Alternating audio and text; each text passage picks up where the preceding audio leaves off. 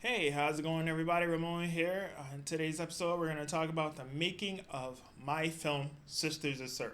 My idea behind this film was to follow, originally was to follow five women and, get their perspective on how surfing has impacted their life and how, their connection with the water affects them every day. Just being in an environment and dealing with the everyday things that affect us in everyday life. Unfortunately, things didn't work out as planned, and that's just normal everyday life. So it ended up being just about the relationship.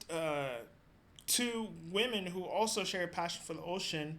You know, they eventually ended up finding each other, and in this film we follow them around the island of Oahu.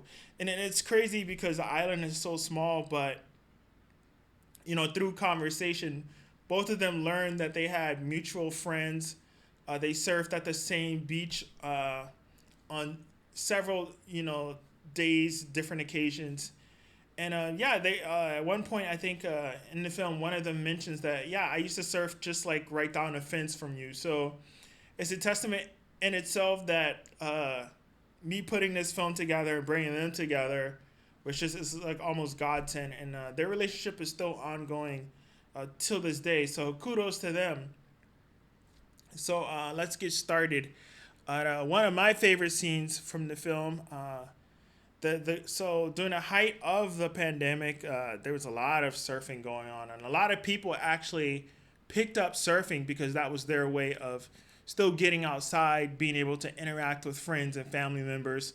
And even though a lot of the non-surfers were, typically jealous because they couldn't go outside, or like, why aren't they wearing masks in the water? This is no fair. But it's just, living in a Hawaii and not being able to go outside, it was just bad for the mental health. So kudos to those who were in power or are still in power at the time that allowed us to still go out and enjoy surfing. So during this time, I was still working on my undergrad, so I was having to stay at school, and sometimes I had classes that didn't end until like 8:40, 9 o'clock at night. But yeah, on days that where everything lined up, we were waking up at like 4:30 in the morning. I drive all the way to Hawaii Kai. We jump in the car and we go shooting. So this particular scene, it's called Dawn Patrol. We're gonna watch it here in a second. I'm gonna talk about how we made this scene and the idea behind the scene, and how hard it was to actually shoot a documentary as a one man band. Also being a sound engineer, and yeah, just capturing everything by yourself. The funny thing with documentaries are, and Sam will even tell you this, I interacted minimally with the girls. I didn't want anything to be scripted. I didn't want to do reshoots. So I had to learn to read body language and be prepared for certain situations that were going to present themselves. And you'll see in this film, like, for instance, in this film, the conversation between the two characters, Sam and Chanel, they were up super early in the morning, and we were heading to the beach to go shoot. And so this scene, I wanted to capture just that early morning feeling you get, when you wake up, you drink coffee, you're ready to go surf with your friends, and you're just driving to the beach. So, like I said, this was shot during the height of the pandemic where we were still allowed to surf. So, at a minimum, you'd hardly see cars on the road because a lot of people were just unemployed because they had either lost their jobs or they were remote workers working out of their homes. So the roads are really, doomy and gloomy looking.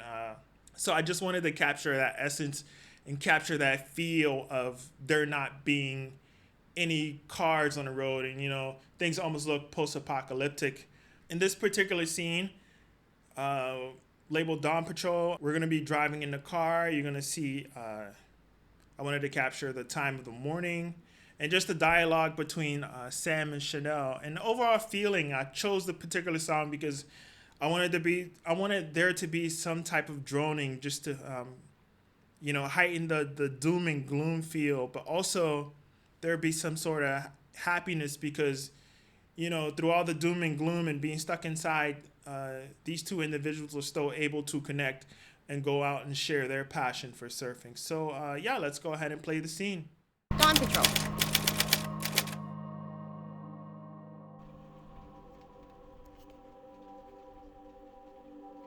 First light has always been my favorite time to surf. It's quiet and it's calm. Maybe because that's how I wish my brain would be sometimes, but when the water is crisp and the sky looks like cotton candy, there isn't a better way I'd want to start my day.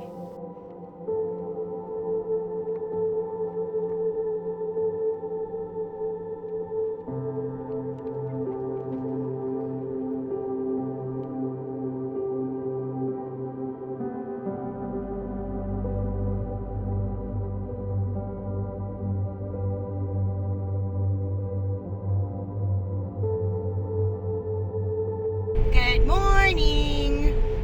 Hi. Hey, so we're gonna be a touch late just because I'm driving back from down the hill because I forgot your maternity pants. I just don't want to hang on to them anymore. I just want to give them to you and let it be in your world now. Okay. Okay, so we'll be maybe like 5-10 minutes late. Okay. Did you want to park on Ohua or did you want to do the zoo? Oh, up to you. Because I figured we're only going to be there for maybe like 2 to 3 hours. So even if we were Yeah. out by 8:30 even, I feel like they wouldn't have checked parking on Ohua. But if you want to play it safe, then we can go to the zoo.